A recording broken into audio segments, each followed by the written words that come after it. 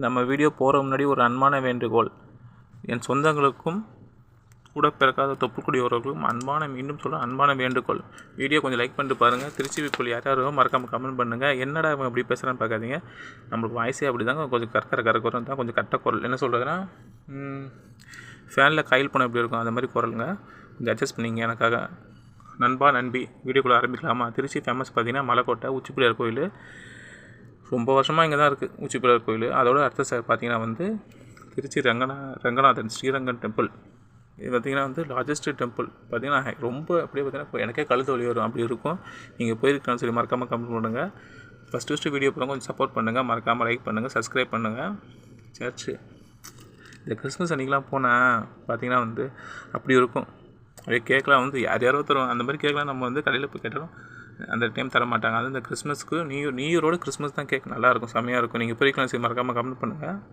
கல்லணை கரிகால சோழன் கட்டின கல்லணை. இப்போ கட்டுற பிரிட்ஜ்லாம் பார்த்திங்கன்னா 1 மணி நேரம் 2 மணி நேரம் தான். சரி, 1 வருஷம் 2 வருஷம் தான். அடுத்த புயல் அந்த இது நிற்க மாட்டேனுது. ஆனால் டேலண்ட்டுங்க. ஆனால் இந்த காலத்தில் இருக்க அரசர்லாம்.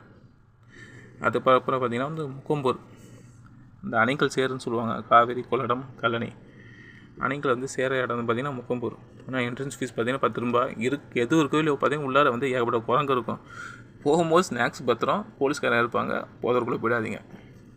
மான் பார்க்கு ஒஸ்ட்டான இடம் பார்த்திங்கன்னா திருச்சியில் மான் பார்க் தான். என்னென்னு அப்படி சொல்லும் பார்த்தீங்கன்னா வெறும் மான் மட்டும் தான் தவிர மற்றபடி அந்த ஒரு இடத்துல ஒரு நீட்டாகவே இருக்காது. ஃபுல்லாக பார்த்திங்கன்னா அங்கே குப்பை இங்கே குப்பை ஒரு மாதிரி இதாக டர்ட்டியாக இருக்கும். ரயில்வே மியூசியம் காசு மட்டும்தாங்க அந்த அளவுக்கு அடிக்கிறாங்க. உள்ளார எதுவுமே இல்லை, சும்மா சுற்றி விடுவாங்க தவிர அந்தளவு எதுவும் கிடையாது. பசங்க போனால் சின்ன சொல்ல போனால் பசங்க குழந்தைங்க போனால் விளையாடுறது கொஞ்சம் நல்ல இடம், அவ்வளோதான். ஆனால் பார்க்கிங் சொல்லி அதே 30 ரூபா பிடிக்கணும் 1 ஹவருக்குன்னு சொல்லி. பட்டர்ஃப்ளை பூங்கா உள்ளார போகிறதுக்கு 250 ரூபா ஃபீஸுங்க. ஒன்றும் இல்லைங்க, 4-5 பட்டாம்பூச்சி நம்பர் போனால் சாட்டில் வரைஞ்சி வச்சுருப்பானுங்க தவிர உண்மையான பட்டாம்பூச்சி அவனு வச்சுருக்க மாட்டானுங்க. இதுக்கு 250 ரூபா ஃபீஸு வேறு. இதில் க்யூவில் நிற்கணும்னு சொல்லுவானுங்க, டைம் இருக்குன்னு சொல்லுவானுங்க. பேர்ட்ஸ் பாங்க அது கூடங்க. இது திருச்சி என்ட்ரன்ஸில் இருக்கிறது 300 ரூபாவும் இது ஃபீஸு. 250 ரூபா. சரி, என்ட்ரன்ஸ் ஃபீஸுங்கிறேன் பார்த்தீங்களா. நம்ம காலேஜ் படித்த 40 இன்னும் இருக்கும். காலேஜ் முடிச்சு 40 வருஷம் ஆகுதுன்னு தெரில. என்னடா 40 வருஷம் கேட்காதீங்க. எங்கள் அப்பாவுக்கு சொல்கிறேன். சமயபுரம் கோயில். என்னடா அவன் 3D எஃபெக்ட் காப்பாதீங்க. அரண்மனை படம்லாம் இல்லை, நம்மளோட சமயபுரம் கோயில் தான் இது.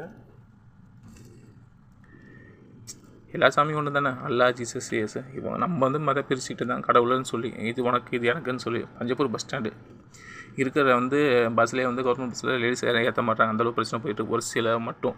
இது உடனே என்னடா நீ அந்த சப்போர்ட் பண்ண, எந்த சப்போர்ட், எந்த கட்சியும் நம்ம கிடையாது. யார் ஆட்சிக்கு நம்மளுக்கு ஒன்றும் கூட நம்ம உழைச்சா தான் நம்மளுக்கு காசு. என்ன கரெக்டு தானே.